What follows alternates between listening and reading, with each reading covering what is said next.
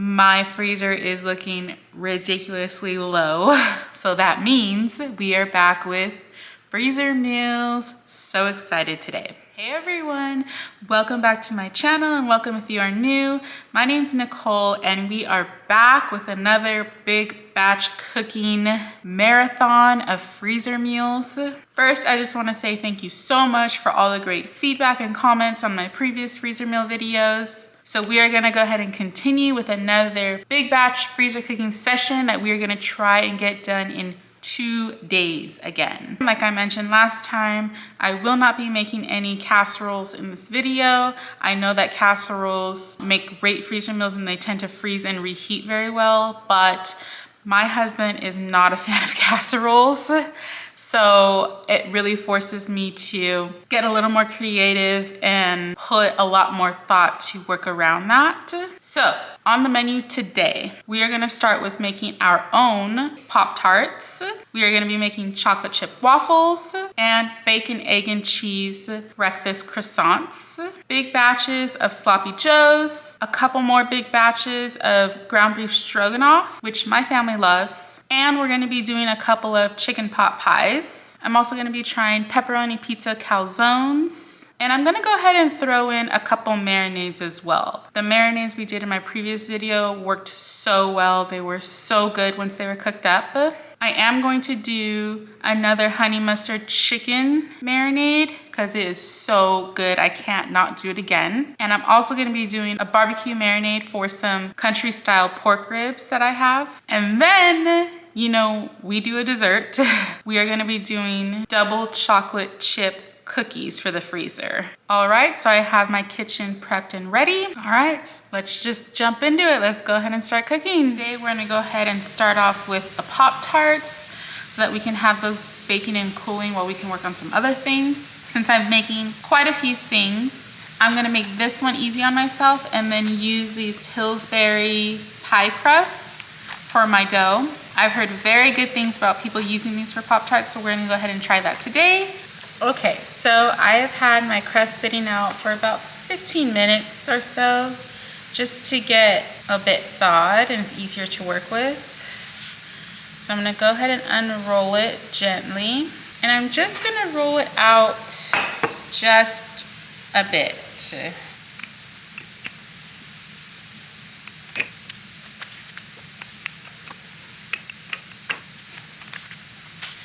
About 1/8 inch is good. I'm just gonna take my pizza cutter. Let me just cut off some of the corners. Just gonna get a square to work with for now. And I wanna do, say, about 2 by 3 inches for these.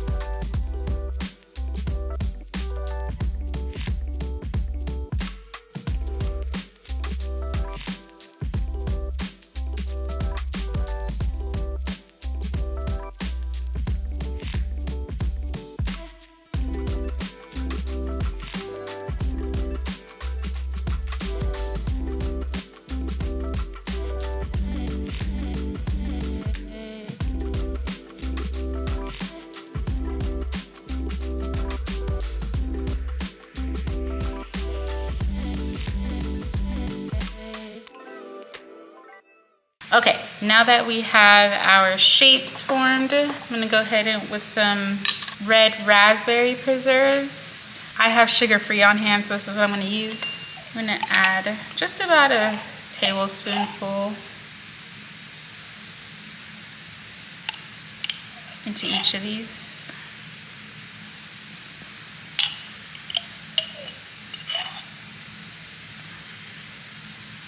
And spread it around a bit. You definitely don't want to overfill.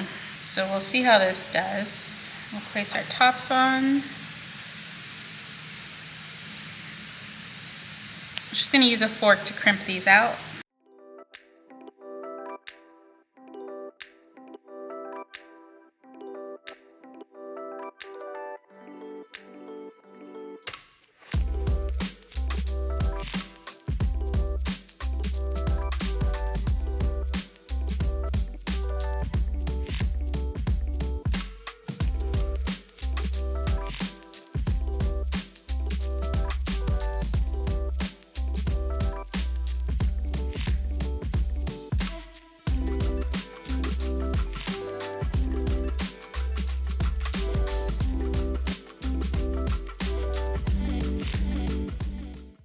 Okay, now that I have these on baking sheets, I'm gonna go ahead and put these in the oven at 450 degrees for about 10 to 12 minutes. Okay, first batch out of the oven. This is at about 11 minutes. So definitely some good leakage here. See my filling coming out of some of these here, which is odd because I definitely crimped them, but it's okay. We're gonna go ahead and transfer these to the cooling rack and then work up one more batch. While all of our Pop-Tarts are cooling, we're gonna go ahead and work on our glaze. We're gonna go with 1 cup of powdered sugar. Do 1 tablespoon of milk. I'm using whole milk. 2 teaspoons of vanilla.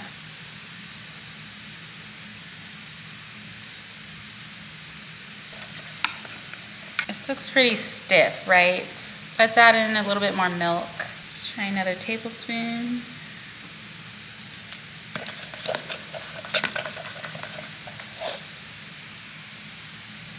First batch is pretty cool. So we're gonna take our icing and just drizzle it on.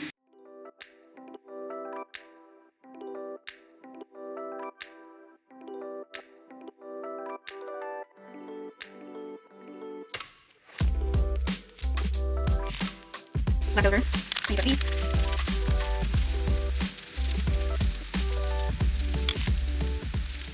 Okay, second batch, so still some leakage. Darn. But some did pretty well. See, no leakage here at all in this one. Some did pretty well. So we're gonna get these over to the cooling rack. We just pulled our Pop-Tarts out of the freezer. I did go ahead and flash freeze them. So they're frozen. They're pretty hard now. I left them in there for about 30 to 45 minutes, maybe even 45 minutes. Not intentionally, but that doesn't matter, it's fine. So because these are flash frozen, we can store them all together in a bag. So this is just a gallon-size Ziploc bag. I reused this from my last freezer cooking video. So I washed it and rinsed it. And I'm reusing it because it's still perfectly good. So we'll stack them in here. So on the reheat side for these Pop-Tarts, we're probably gonna thaw them just because that's how we plan our meals for the next day. We have like a thaw system, I guess. And then place them, you can place them in a toaster oven just like a normal Pop-Tart. We put ours in the air fryer. But if you don't thaw them first, go ahead and pop them in frozen into your toaster oven or your air fryer. They'll still toast up nice. It just may take a little longer. And that's it. We have 12 Pop-Tarts ready for the freezer.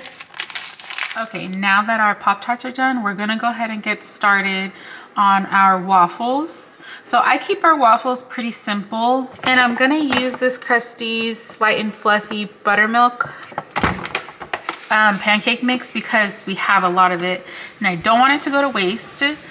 So I'm gonna follow the directions on the package, but I do add a splash of vanilla to mine just to give the waffles just a tad more flavor. So let's go ahead and get started on that now. We're gonna do 2 cups of our mix, 1.5 cups of cold water. I'm gonna do 1 egg, 2 tablespoons of vegetable oil,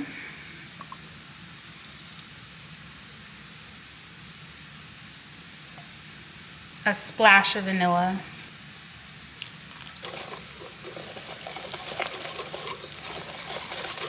Okay, our waffle iron is ready. I'm gonna go ahead and give it a little spray. This is about 1/2 cup. I have some of our Kirkland chocolate chips. I'm just gonna sprinkle on a few.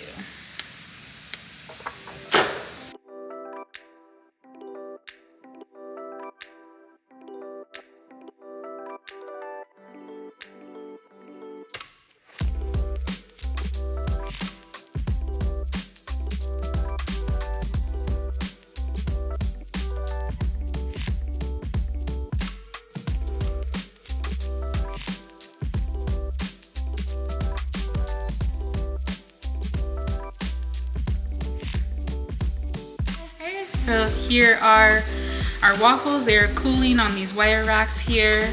I did half the batch regular and then the other half of the batch chocolate chip. So once these are fully cold, we'll go ahead and throw them in the freezer so that we can flash freeze them for... Okay, so all of our waffles have been flash frozen. They're pretty hard. I have them in there for, actually I left them in there for about an hour. You can put them all together in a bag. This is just a bag I'm reusing from my last freezer cook. Waffles,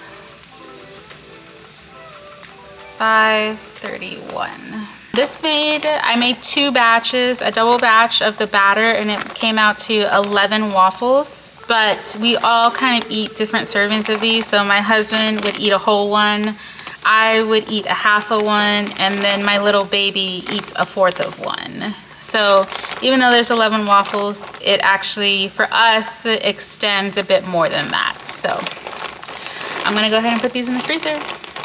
Okay, now that we're through cooking our waffles, let's go ahead and start on our bacon, egg, and cheese breakfast croissants.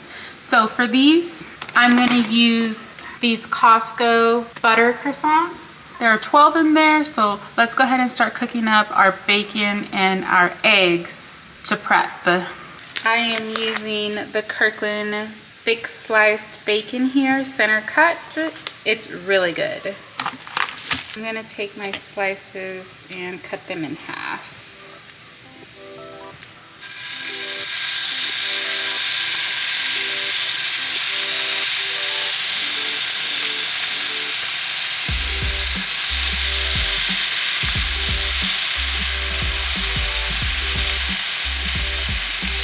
Okay, while our bacon's going, we're also gonna start our eggs. So I'm gonna give the griddle a little bit of a spray.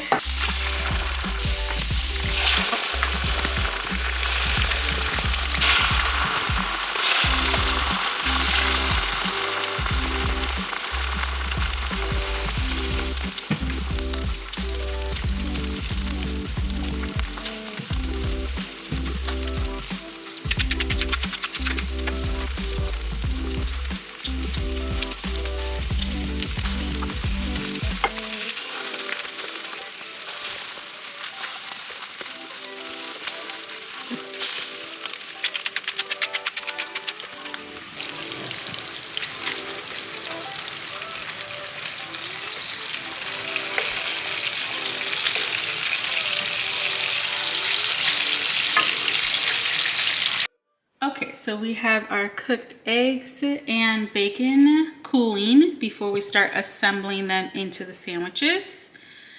Okay, so I'm gonna use this cheese that I buy from Costco, this sliced cheese. It comes with Swiss, Colby Jack, cheddar, and Monterey Jack, and I'm just gonna alternate them in the sandwiches because we like all of these cheeses. So let's go ahead and get started assembling.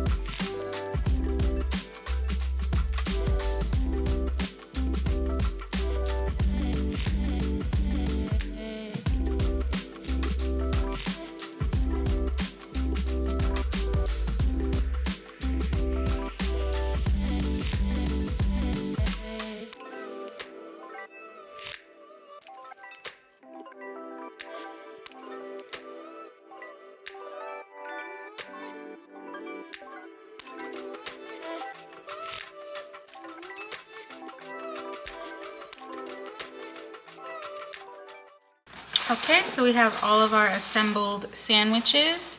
So I'm gonna go ahead and wrap these up in some press and seal. And I'm gonna wrap them individually, just like that. And how we'll reheat this is If it's in the morning thawed, we'll go ahead and reheat this in our air fryer. You could also use a toaster oven because it's gonna help melt the cheese and then crisp up the bread. Or if you wanted to microwave it, that would be fine too.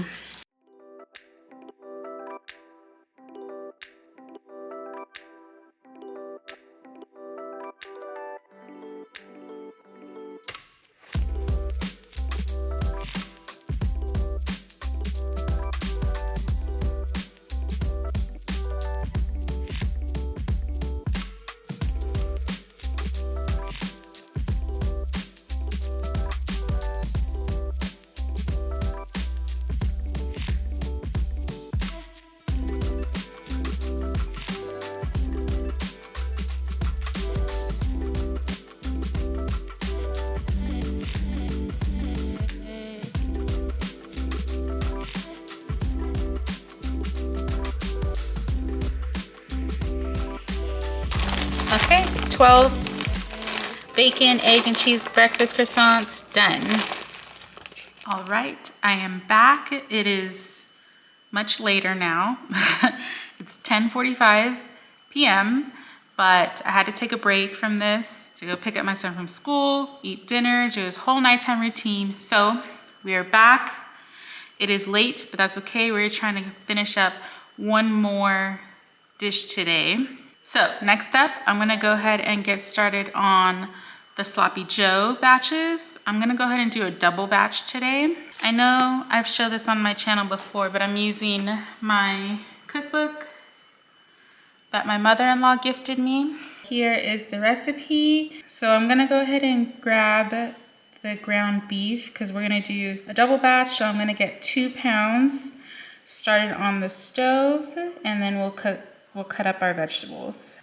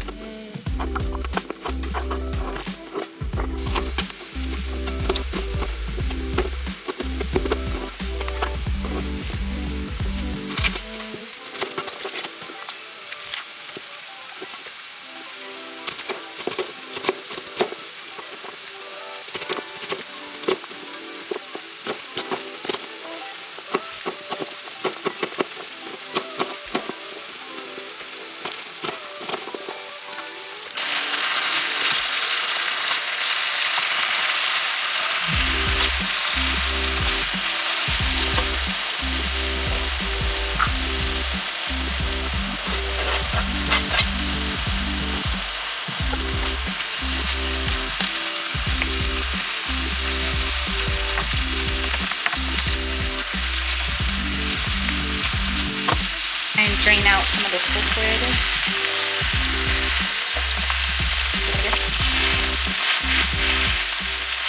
So we're gonna go ahead and add in the rest of our ingredients. Half a cup of ketchup. 4 tablespoons of Worcestershire.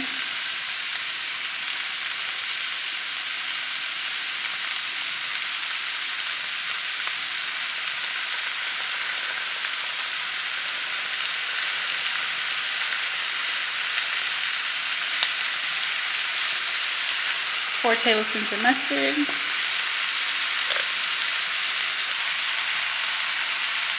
4 tablespoons of vinegar.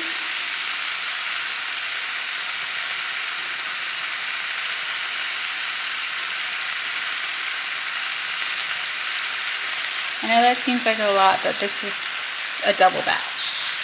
2 teaspoons of salt. 2 cups of water.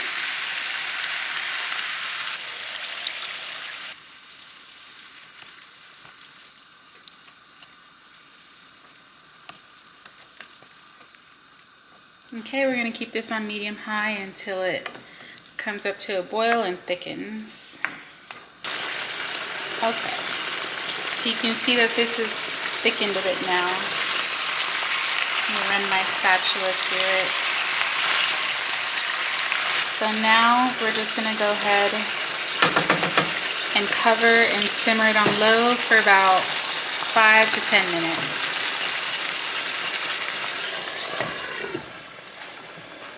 Okay, so it's been about 10 minutes. So this should be done simmering.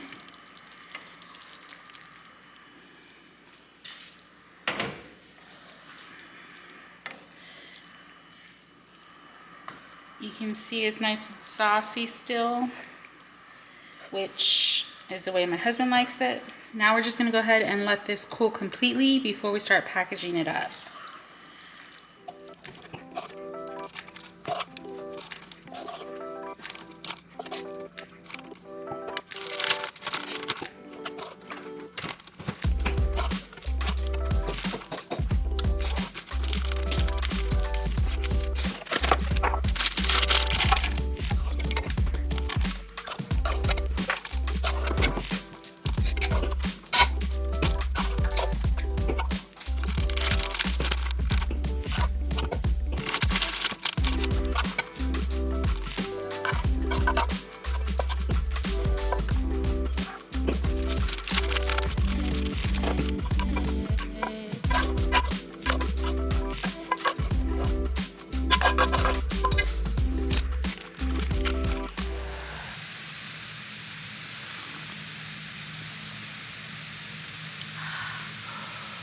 We are back on our second day of freezer meal batch cooking. I've had my coffee, I'm ready to go.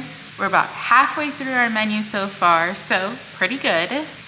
I think what we're gonna do is we're gonna go ahead and start on cooking up our batches of ground beef stroganoff.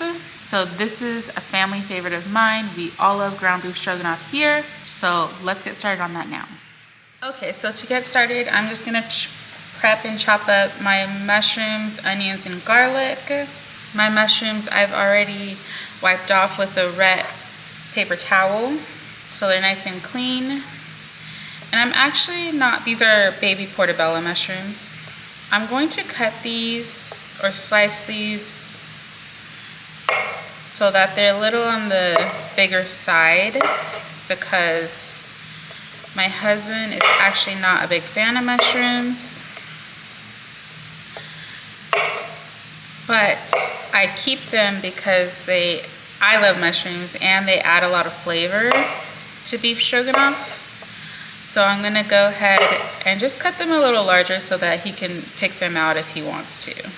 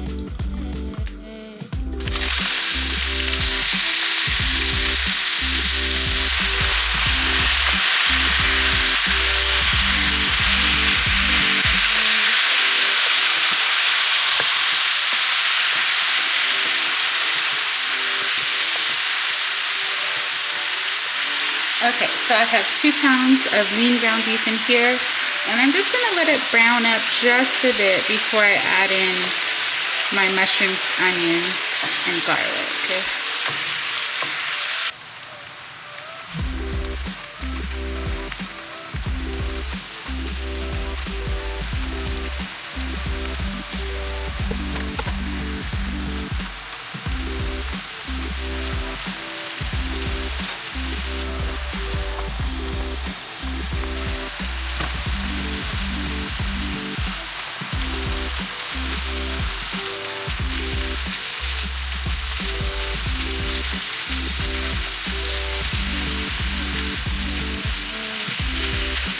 So at this point, I'm gonna go ahead and add in about 6 tablespoons of lemon juice.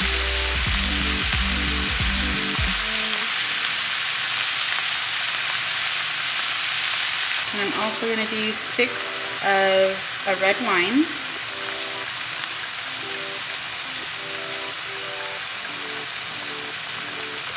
I have some beef bone broth here. Use this or beef stock. I'm gonna go with 21 ounces.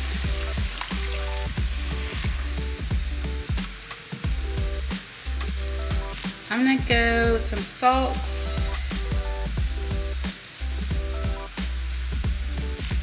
So 2 teaspoons.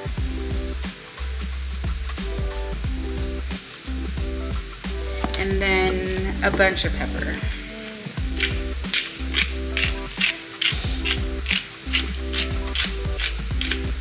Give that a stir.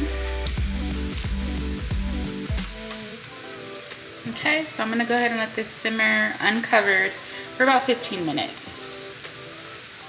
Okay, now this has been simmering for 15 minutes.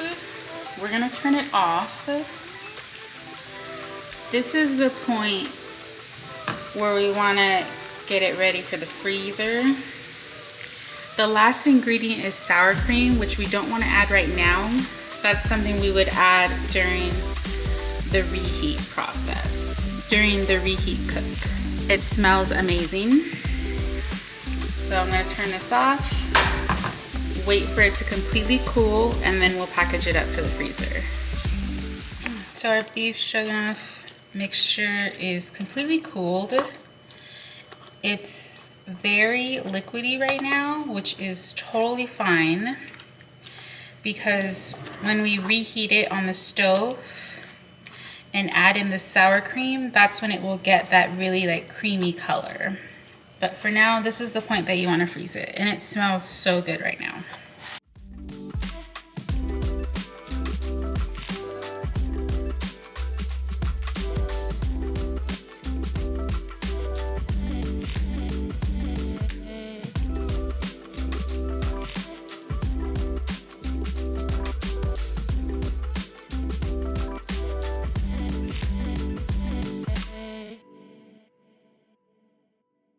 Alright, I have our 2 stroganoffs done, and I just went ahead and wrote on the package, just as a reminder, on the reheat to add the 1 cup of sour cream. Done. Okay, so we're gonna go ahead and get started on our chicken pot pies. I'm making 2 of them, and I'm just gonna use, I have on hand rotisserie chicken from Costco, so I'm gonna go ahead and shred that up and use that. But first, we're gonna go ahead and start prepping our veggies to get those in the skillet. Okay, so I have some celery, carrots, and onion here that I've already washed off. So I'm just gonna start chopping these up. I'm not gonna use a ton of carrot in this step because I'm gonna add a peas and carrots mixture later. So I don't need a lot right now.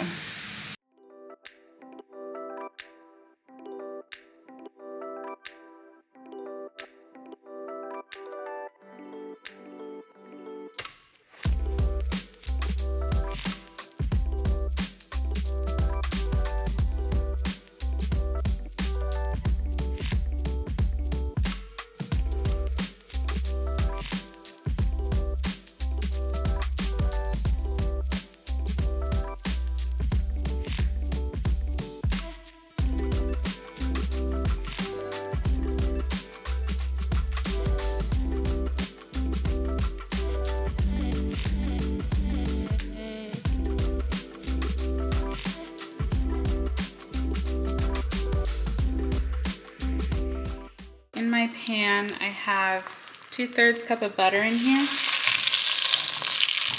I'm gonna go ahead and add in my veggies.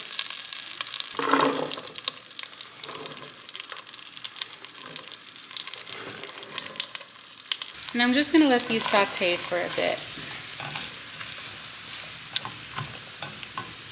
Now that these have gotten more tender, I'm just gonna go ahead and add in a little bit of sage.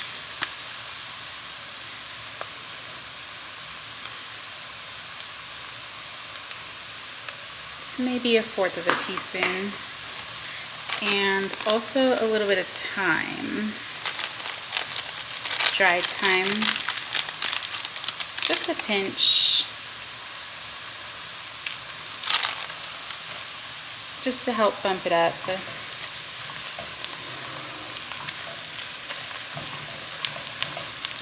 So at this point, I'm going to go ahead and add in our flour. I'm going to do 1 whole cup, since this is a double batch.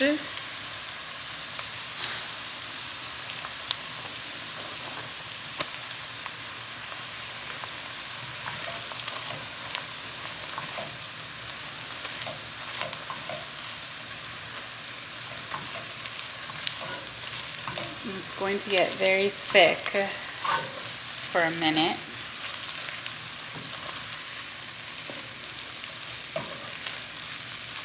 But I want to try and cook the flour just a bit.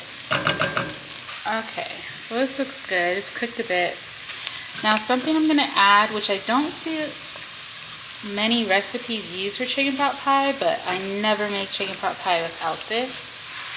Before I add in the milk and the broth, I'm going to hit it with a heavy splash of Pinot.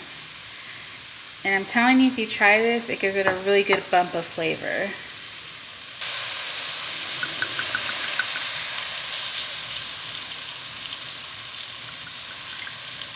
I'd say that was maybe 1/4 of a cup for this double batch. I'm just going to let that cook through for a minute. Okay, now we're going to go in with 4 cups of chicken broth, 2 cups of milk, and we're going to alternate them.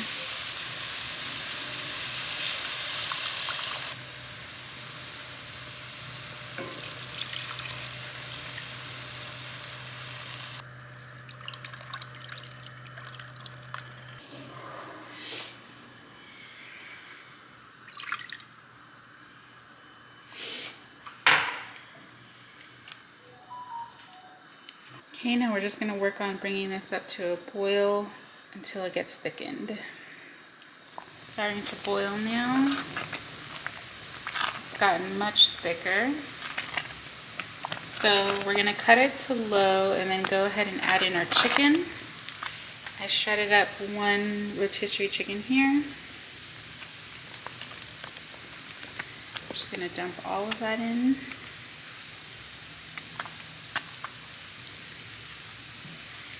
And then I have some frozen peas and carrots. I'll sprinkle some of those in. I'd say about a cup, maybe a cup and a half.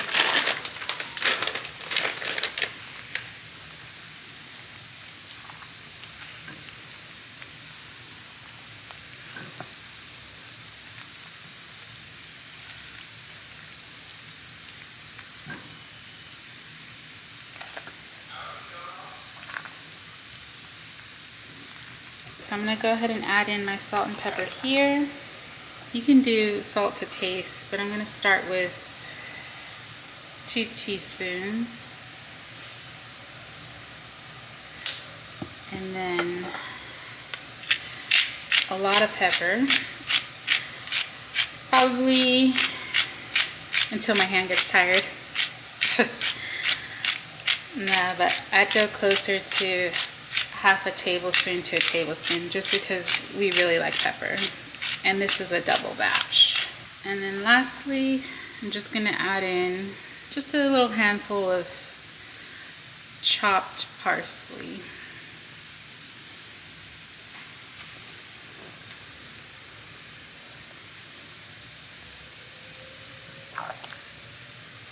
Alright, that's done.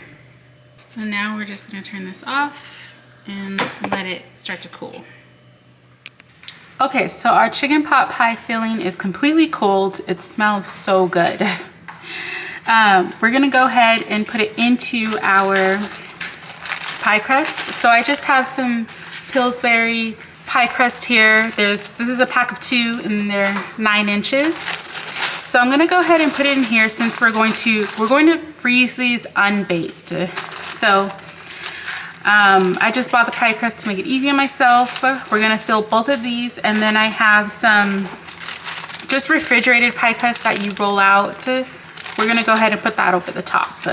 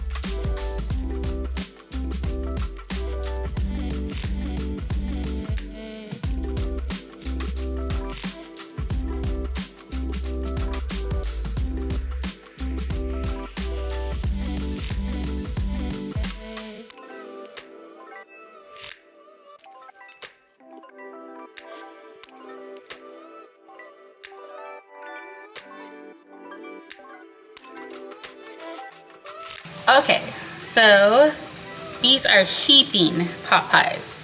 I honestly could have even stretched it out to 3. So I'm just gonna cut 4 slits into each one. And wrap some foil around each.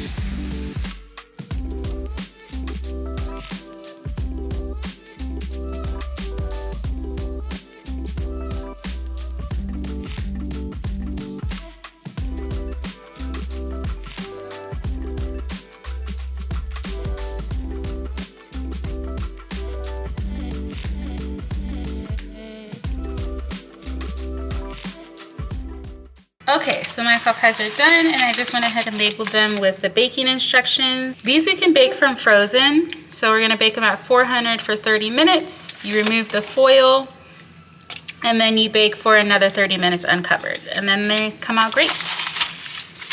So excited for these. All right, we're doing very good on timing. We're gonna go ahead and start our couple marinades now. The first one we're gonna do is a barbecue sauce marinade for our pork country style ribs. So this is gonna be like a crock pot recipe, and we're gonna start mixing the marinade ingredients now. Okay, so in this bowl, I'm gonna mix up, I've already chopped up 4 cloves of garlic. The recipe that I looked up calls for 3, but I added another clove just because we really love garlic. I'm going with the 4th cup of brown sugar, 1/2 a cup of applesauce. And then I'm gonna do 1.5 cups of barbecue sauce. I'm using Sweet Baby Ray's because that's what I have on hand. I'm gonna add in a little bit of salt. And some pepper. And I have about 1/2 of a large onion, thinly sliced. I'm gonna go ahead and throw it in there as well.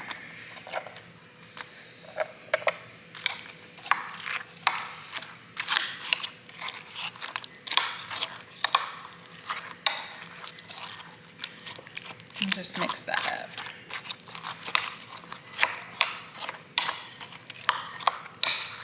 I have almost 2 pounds of these ribs here, so I'm just gonna salt and pepper both sides.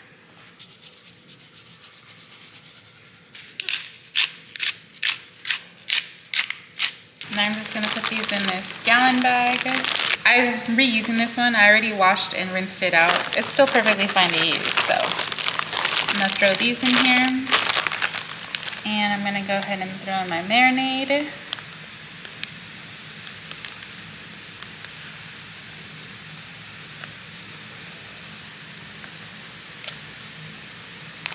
And just massage it a bit. right, our barbecue pork rib marinade's done, and I just went ahead and wrote the directions so I remember to thaw this and cook it on low for 5 to 6 hours in the slow cooker. This one's done. Okay, for this second marinade, we're gonna do honey mustard chicken. I know I've done this on my channel before, but that's how good it is that I'm doing it again. I'm telling you, this marinade is so good. I have here 3 or 4 cloves of garlic. I'm gonna do 1/4 cup of this stone ground mustard. And if you're someone who doesn't like the stone ground mustard, because I do not as well, but believe me, in this marinade, it's really good. So I'm just gonna eyeball a 1/4 cup there. I'm also gonna do a 1/4 cup of honey.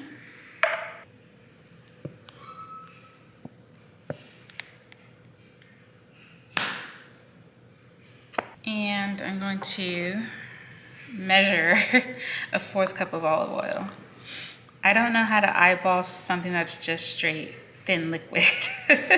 I don't trust myself with that yet, so 1/4 cup of olive oil, about a 1/2 teaspoon of salt, and let's go 1/4 teaspoon of oregano. Eyeball that. And then just a pinch of red pepper flakes. Give that a stir. So her recipe says to mince the garlic cloves, but I leave mine kind of whole but smashed because I don't want the garlic to burn. And it tends to burn when it's in really small pieces. So when I'm grilling up the chicken, I don't want the garlic to burn, so I keep it whole so I could pick it out during the grill cook. But I smash them so that the flavor is still infused in the marinade. Oh, you know what? I forgot the pepper. Let me add some pepper in there. About a 1/2 teaspoon of pepper. And I like to use boneless, skinless chicken thighs for this, but I have on hand boneless, skinless chicken tenders, so that's what we're gonna use. We use what we got, right? It's quite thick.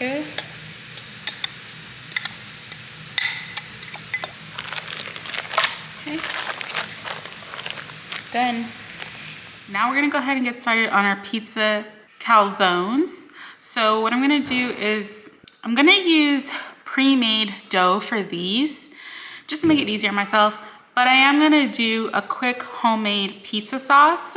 This one is a really simple recipe, takes 5 minutes, and it has like 8 ingredients in it. So let's get started on that now. A 6-ounce can of tomato paste.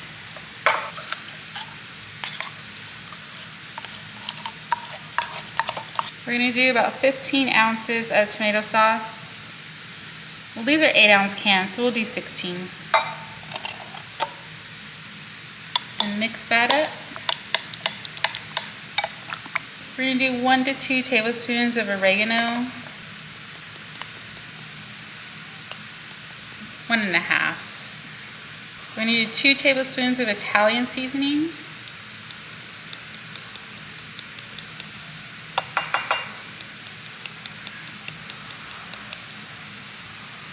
Half a teaspoon of garlic powder, 1/2 teaspoon of onion powder. We're gonna do 1/2 tablespoon of garlic salt.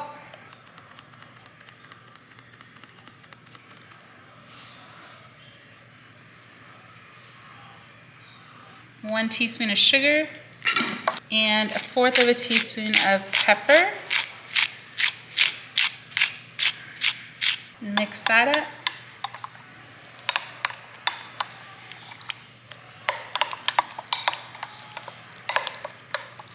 Oh my gosh, it smells like pizza already. And that's it. It's a super easy no-cook pizza sauce that we can use to fill our calzones.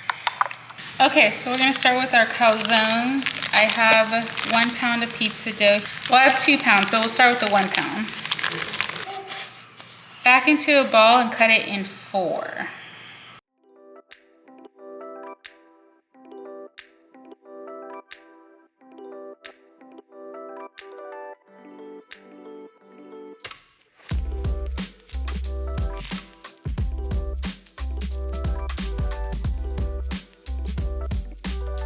Okay, so not a perfect circle, but we'll work with it.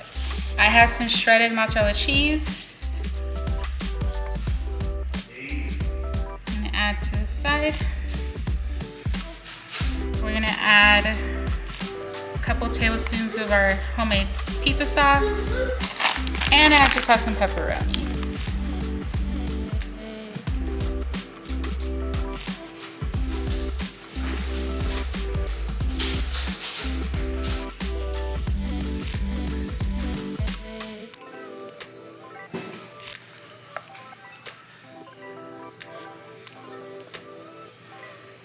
And we're gonna go ahead and crimp the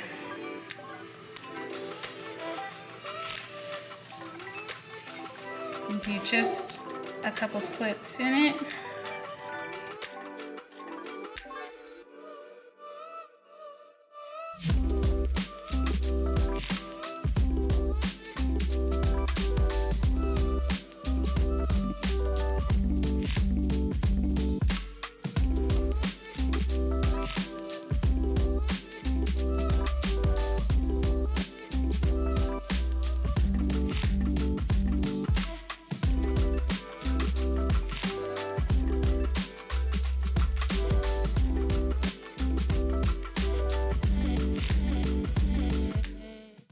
Okay, so I was able to get 8 out of the 2 pounds of pizza.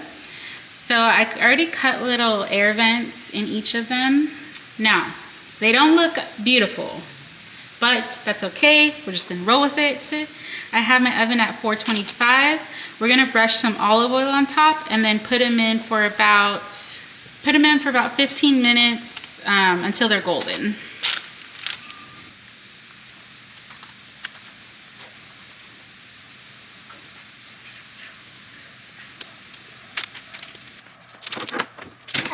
Here are my calzones, super hot out of the oven. We've got a little bit of leakage in a couple of them, but that's okay. I'm not mad at it. They, you know, kind of weird shaped, but they smell so good. So I ended up leaving mine in for about 18 minutes rather than 15 just to get some better color on them. But we're gonna go ahead and let them cool completely before we pack up for freezing. All right, so the calzones are completely cooled now, so we're gonna package them up. So on the reheat, if you wanna reheat these from frozen, go ahead and put them in a 400-degree oven for about 15 minutes or until they're heated through. I have a good amount of sauce here left. I'm gonna go ahead and divided our sauce into these little packages. See here, I'm gonna go ahead and add them to this bag so that every time we pull out a couple calzones to reheat, we can pull out a sauce packet as well. So it's kind of like a little kit. All right, these are done. Okay, had to step away real quick to change my shirt because my son smeared applesauce on it. Mom life. I'm back. Now we on our very last one. We're gonna get started on our double chocolate chip cookies for the freezer. So I have my mixer out. Let's go ahead and get started on that. All right, so to my mixing bowl, I'm gonna add 1/2 cup of butter, unsalted butter, so just 1 stick. This is softened. I'm gonna do 1/2 cup of white sugar and 1/2 cup of packed brown sugar. I'm using light because that's what I have on hand. We're just gonna beat this on medium for 2 to 3 minutes.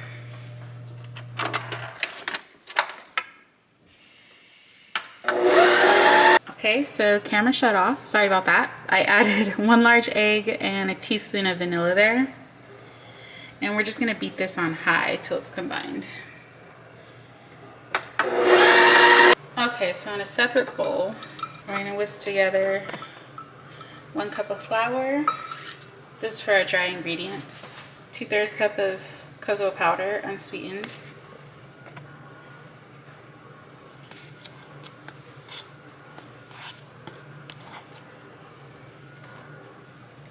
I'm gonna go with a teaspoon of baking soda, 1/8 of a teaspoon of salt. And just mix that up.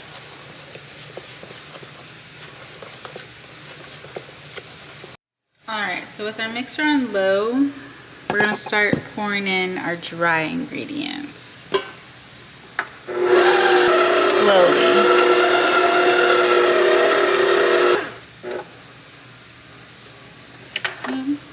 You can see it's quite thick, which is where it's supposed to be at. At this point, we're gonna go ahead and add a tablespoon of milk. I'm using whole milk because that's what I have on hand. And we're gonna beat this on high.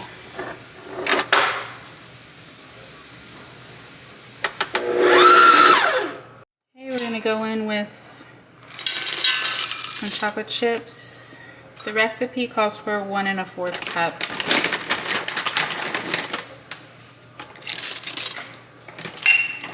And then give that a quick mix.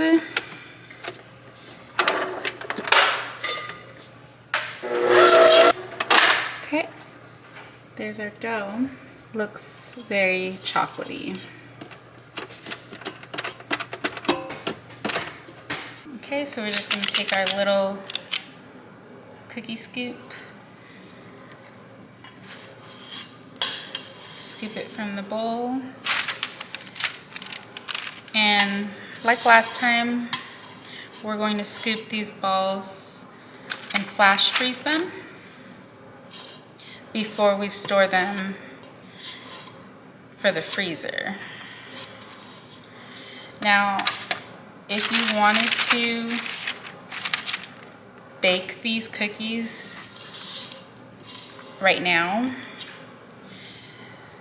you would actually have to chill this dough for a good 3 hours.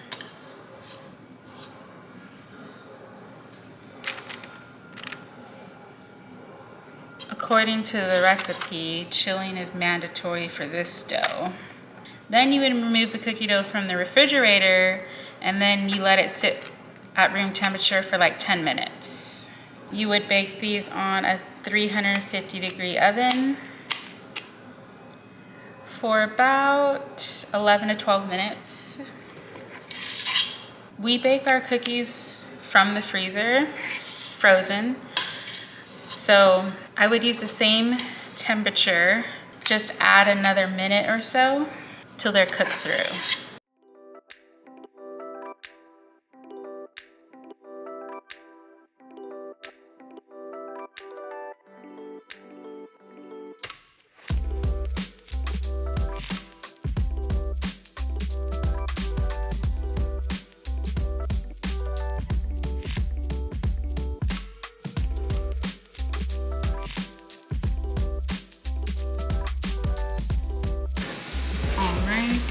Here are our cookies. You can see they look super chocolatey. So we're gonna go ahead and throw these in the freezer to flash freeze for maybe 15 or 20 minutes.